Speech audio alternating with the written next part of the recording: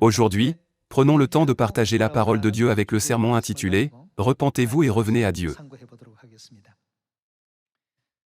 Lorsque nous sommes nés sur cette terre en chair, nous avons tout oublié du ciel. Nous ne savons pas, et ne nous souvenons pas des choses qui se sont produites dans le royaume des cieux.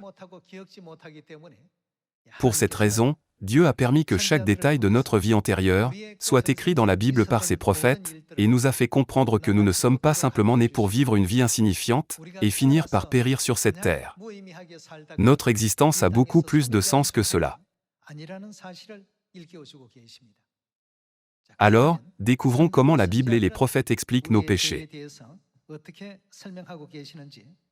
Jetons un œil à Ésaïe chapitre 53, verset 1.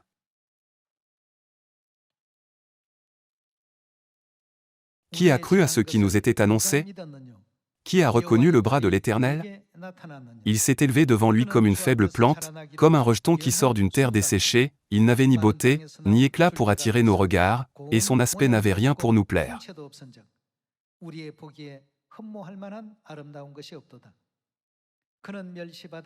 Méprisé et abandonné des hommes, homme de douleur et habitué à la souffrance, semblable à celui dont on détourne le visage, nous l'avons dédaigné, nous n'avons fait de lui aucun cas.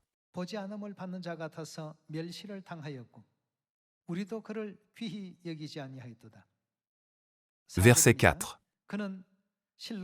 Cependant, ce sont nos souffrances qu'il a portées, c'est de nos douleurs qu'il s'est chargé, et nous l'avons considéré comme puni, frappé de Dieu, et humilié. Voyons le verset 5.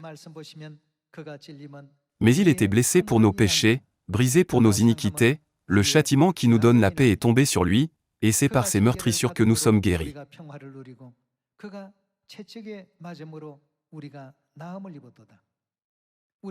Nous étions tous errants comme des brebis, chacun suivait sa propre voie, et l'Éternel a fait retomber sur lui l'iniquité de nous tous.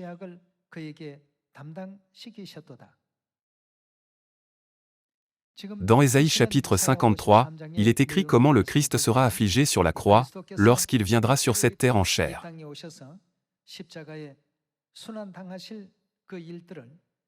Environ 700 ans avant que Jésus ne vienne sur la terre pour la première fois, le prophète Ésaïe a écrit la souffrance par laquelle il passera. Toutes les douleurs et souffrances que le Christ a subies étaient à cause de nos iniquités et de nos péchés. Lorsque nous regardons ces scènes écrites à plusieurs reprises dans Ésaïe chapitre 53, nous pouvons facilement comprendre ce que toute l'humanité a commis dans le ciel, et qui nous a conduits à être chassés sur cette terre.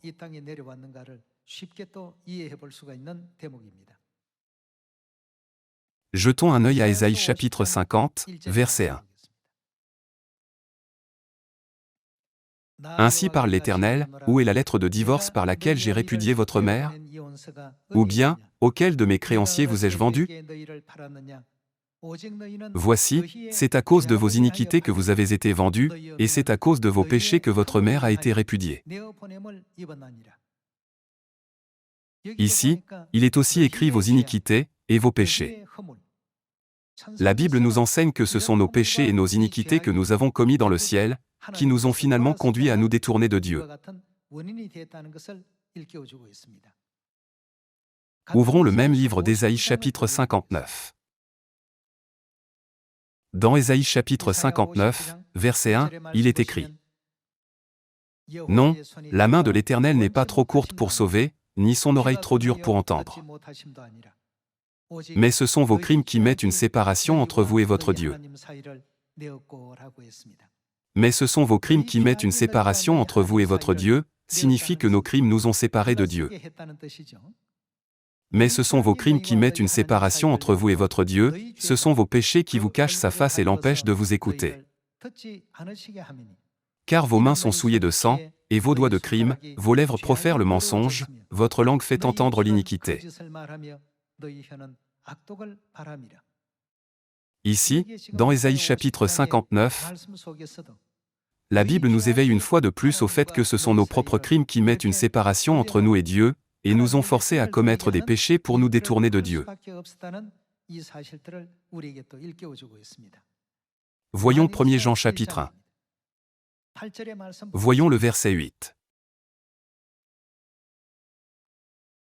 Si nous disons que nous n'avons pas de péché, nous nous séduisons nous-mêmes, et la vérité n'est point en nous. Si nous confessons nos péchés, il est fidèle et juste pour nous les pardonner, et pour nous purifier de toute iniquité.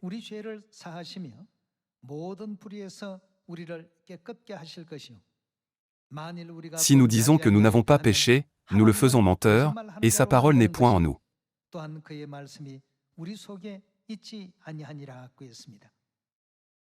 Ce verset dit également la même chose. Il est écrit que si nous disons que nous n'avons pas de péché, nous nous séduisons nous-mêmes et nous faisons Dieu menteur. À travers Ésaïe chapitre 50, 53 et 59, 1er Jean chapitre 1, et divers autres versets, la Bible et les prophètes nous font savoir que nous avions déjà péché dans le ciel.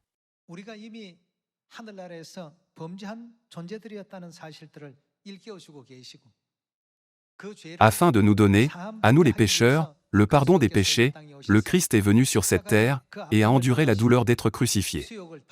Il a été humilié et affligé. Il a souffert même jusqu'à la mort.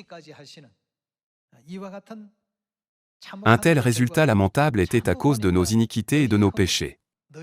Cela est écrit à plusieurs reprises dans la Bible. Cependant, ceux qui ne se souviennent pas de leurs péchés peuvent dire « Je suis sans péché. J'ai vécu une vie juste jusqu'à ce jour. » Concernant de tels gens, Dieu a dit que si quelqu'un dit qu'il n'a pas péché dans le ciel, et qu'il est venu sur cette terre sans péché, il se séduit lui-même, n'a pas la vérité en lui, et fait de Dieu menteur.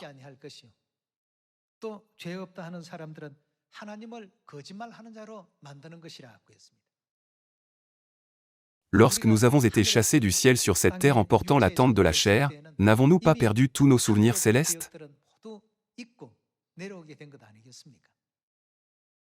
Pour cette raison, lorsque Jésus a prêché l'Évangile sur cette terre en chair, quelle était la première chose qu'il a proclamée?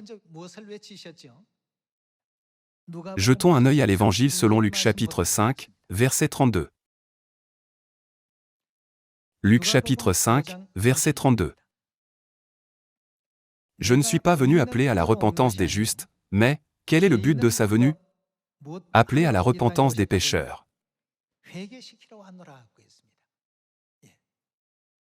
Dans Luc chapitre 19, il est écrit que Jésus est venu sur cette terre pour chercher et sauver les perdus. Ici, dans le chapitre 5, Jésus dit « Je suis venu sur cette terre pour appeler les pécheurs à la repentance. » Par conséquent, d'où ces pécheurs sont-ils venus? Où ont-ils péché? Puisque ces pécheurs qui ont péché dans le ciel ont été chassés sur cette terre, Jésus est venu sur cette terre pour les trouver et les conduire à la repentance. Toutes ces paroles écrites dans la Bible sont les vrais enseignements de Dieu. Même si nous avons oublié nos souvenirs célestes, nous ne devons pas dire « Je suis innocent. Je n'ai commis aucun péché. Je suis juste. » Au lieu de cela, nous devons nous accommoder des enseignements de la Bible et réaliser une fois de plus que nous avons eu un tel passé dans le ciel. Ce faisant, l'œuvre gracieuse de la repentance doit avoir lieu, afin que nous puissions être pardonnés non seulement des péchés que nous avons commis dans le ciel, mais aussi de nos péchés sur cette terre. Tout au long de la Bible et des évangiles, il y a tant d'enseignements et d'expressions sur la repentance. Voyons Matthieu chapitre 3, verset 1. En ce temps-là parut Jean-Baptiste, prêchant dans le désert de Judée. Il disait, que disait-il? Repentez-vous, car le royaume des cieux est proche.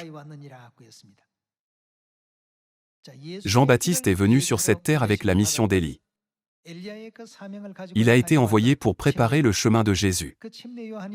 Lorsque Jean-Baptiste a prêché l'Évangile, la première chose qu'il a dite était « Repentez-vous ». Passons à Matthieu chapitre 4, verset 17. Voyons le verset 17. Dès ce moment Jésus commença à prêcher, et à dire « Repentez-vous, car le royaume des cieux est proche ». À travers toutes ces paroles, nous pouvons confirmer que nous ne sommes pas simplement venus du ciel sur cette terre sans raison.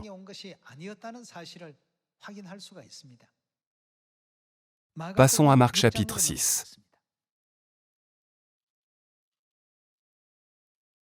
Dans Marc chapitre 6, verset 12, il est écrit: Ils partirent, et que prêchèrent-ils? Ils prêchèrent la repentance. Ils chassaient beaucoup de démons, et ils oignaient d'huile beaucoup de malades et les guérissaient. Dans l'histoire de l'Église primitive, Jean-Baptiste a proclamé « Repentez-vous ». Jésus a également proclamé « Repentez-vous ».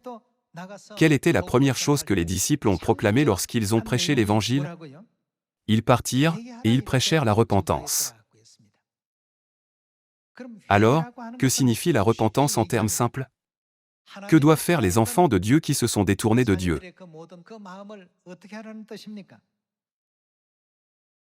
Ils doivent tourner leur cœur vers Dieu.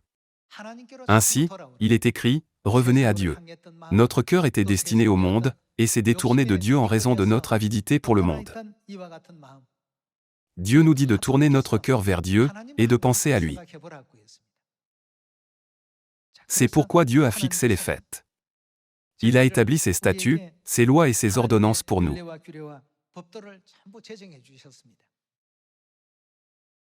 La repentance est contenue dans toutes les significations des sacrifices qui sont offerts à Dieu. Le jour du sabbat, la Pâque, la fête des pains sans levain et la fête des prémices. La signification de la repentance se trouve dans toutes les règles des 7 fêtes des 3 temps.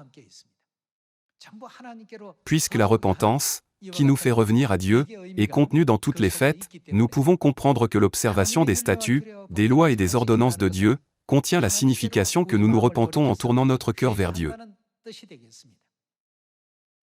Par conséquent, qu'est-ce que Satan a fait aux lois et aux statuts de Dieu pour nous empêcher de nous repentir?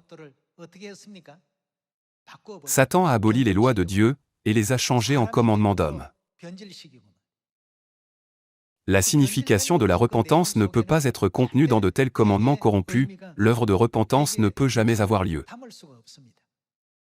Confirmons une fois de plus que les lois, les ordonnances et les statuts de Dieu nous ramènent à Dieu, et que la signification de la repentance y est contenue en allant à 2 Chroniques chapitre 30. Voyons 2 Chroniques chapitre 30, verset 6. Les coureurs allèrent avec les lettres du roi et de ses chefs dans tout Israël et Juda.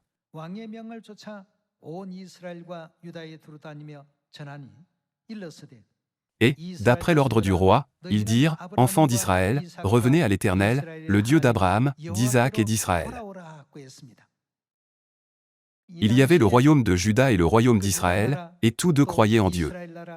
Cependant, à ce moment-là, ils se sont tous deux tournés vers l'idolâtrie, et ont adoré d'autres dieux.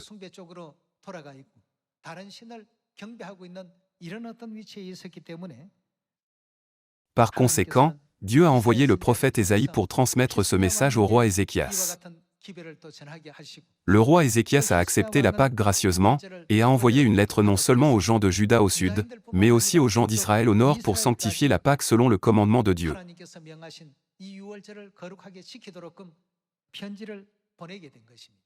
Lorsque nous regardons la lettre, il a écrit « Revenez à Dieu ». Que devons-nous célébrer afin de revenir à Dieu?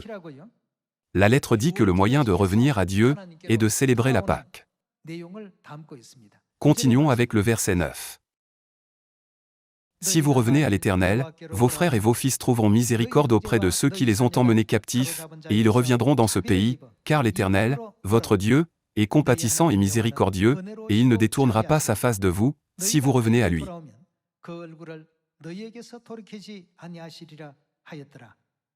Les coureurs allèrent ainsi de ville en ville dans le pays d'Éphraïm et de Manassé, et jusqu'à Zabulon. Mais on se riait et l'on se moquait d'eux. Lorsque le roi Ézéchias a envoyé le message « Revenez à Dieu », tous les gens de Juda au sud ont obéi à son ordre, mais les gens d'Israël au nord se sont moqués des coureurs qui les ont exhortés à se repentir et à revenir à Dieu. Plus tard, Israël au nord qui ne s'était pas repenti, a finalement été détruit. En revanche, pour Juda au sud qui s'est repenti, Dieu a accordé sa grâce et a détruit 185 000 soldats assyriens en une seule nuit.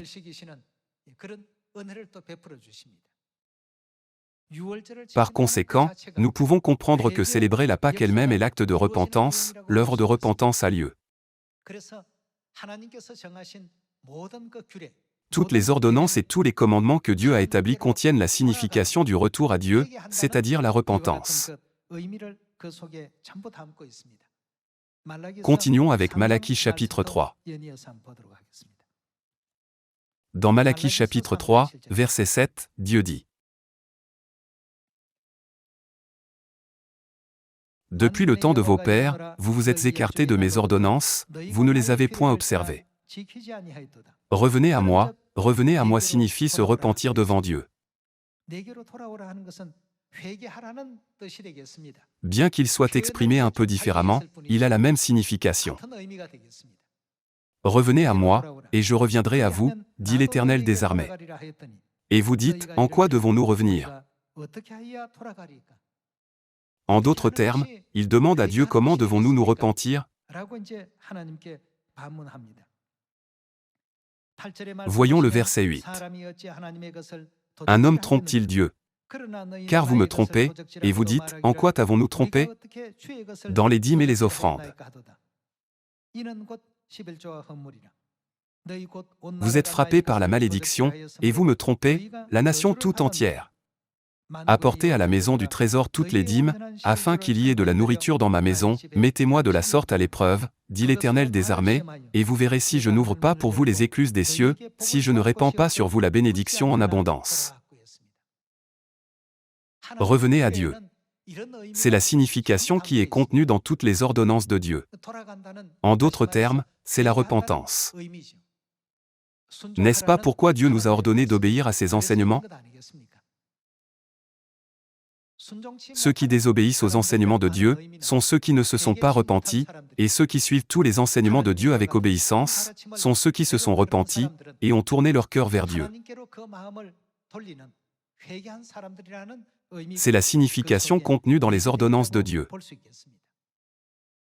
Pour cette raison, lorsque Dieu est venu sur cette terre en cette époque, Dieu a rétabli les lois, les statuts et les ordonnances de la nouvelle alliance qui avaient été détruits, et il les a enseignés un par un, afin que l'humanité puisse se repentir. Ceux qui acceptent ces enseignements sont ceux qui se sont repentis, et ceux qui n'acceptent pas ces enseignements sont ceux qui ne se sont pas repentis.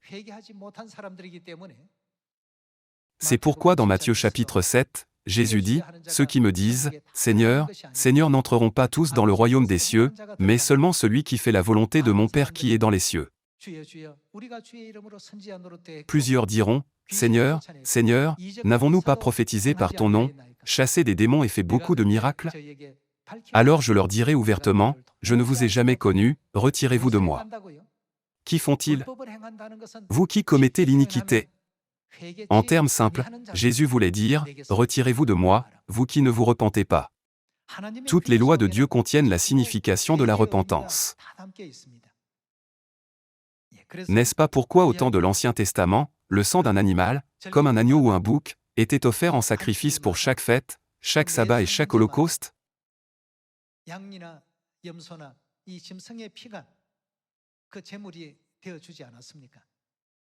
Le sang de l'animal représente le sang de qui? Cela ne symbolise-t-il pas le sacrifice de Jésus-Christ sur la croix? À travers les règles des fêtes et de chaque culte, nous devons toujours nous souvenir du sacrifice de Dieu en pensant, « Père et Mère célestes ont vécu une telle vie de sacrifice à cause de mes péchés. »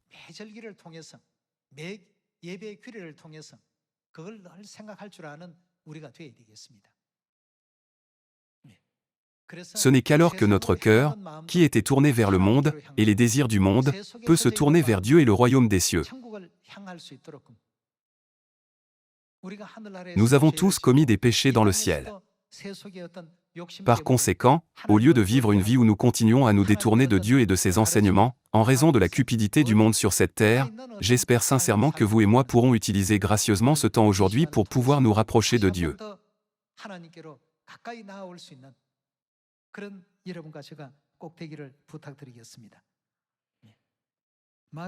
Voyons l'Évangile selon Marc chapitre 1, verset 15.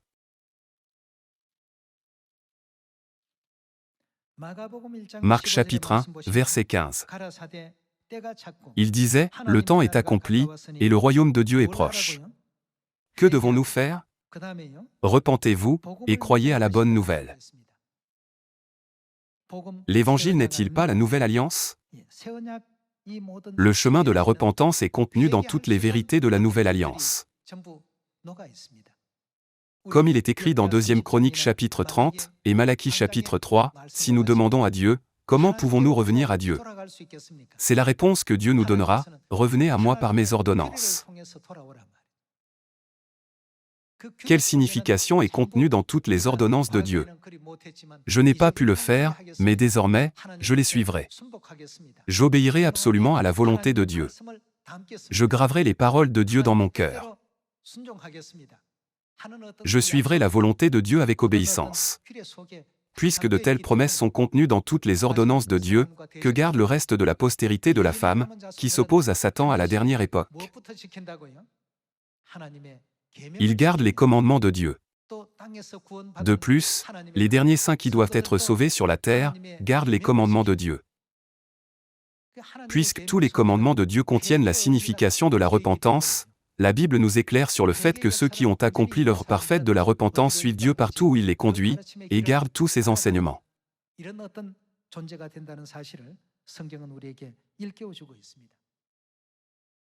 Frères et sœurs, nous prenons souvent à la légère toutes les vérités de la Nouvelle Alliance en disant, nous observons le jour du sabbat et la Pâque. Nous célébrons les 7 fêtes des 3 temps. Et nous gardons les règles de la Nouvelle Alliance que Dieu nous a prescrites. Il peut sembler que nous observions seulement la loi, mais le sang sacrificiel de Christ, n'est-il pas contenu dans chaque sabbat et chaque fête?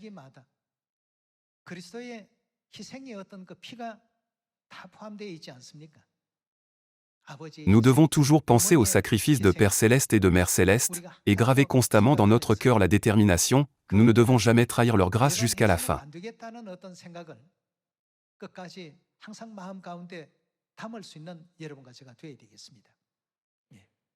C'est la partie la plus importante de l'établissement par Dieu du chemin de la vérité de la Nouvelle Alliance. Le soir de la Pâque, Jésus-Christ a donné le pain et le vin en disant, « Ceci est mon corps et mon sang, qui sont donnés pour vous. » Dieu a déchiré sa chair et a versé son sang, afin que nous puissions être ce que nous sommes aujourd'hui. Nous ne devons jamais oublier ce fait, mais nous devons toujours nous en souvenir chaque année.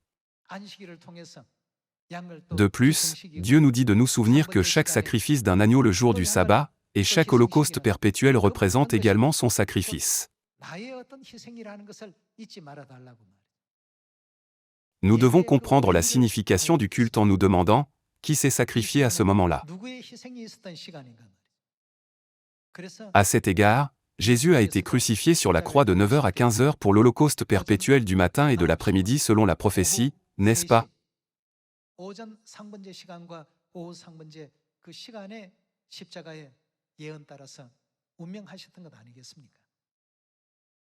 Nous ne devons jamais oublier son sacrifice, n'est-ce pas? Sans son sacrifice et sa douleur, il n'y aurait pas de pardon des péchés pour nous aujourd'hui. C'est pourquoi à chaque moment du culte, nous devons chanter des louanges et offrir des prières d'action de grâce en pensant à sa grâce étonnante.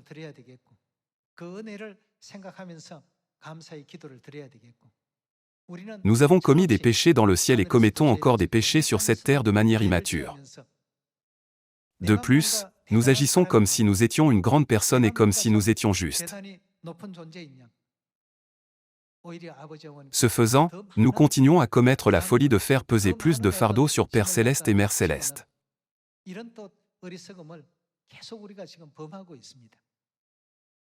Le culte n'est pas seulement un temps pour les louanges, les prières et la parole de Dieu. Nous devons nous souvenir de son sacrifice en pensant, dans le passé, Dieu devait verser son sang pour nos péchés. Tous les sacrifices ont dû être faits à cause de nos péchés. En pensant de cette manière, nous devons toujours réfléchir sur nous-mêmes et nous cultiver dans le monde spirituel.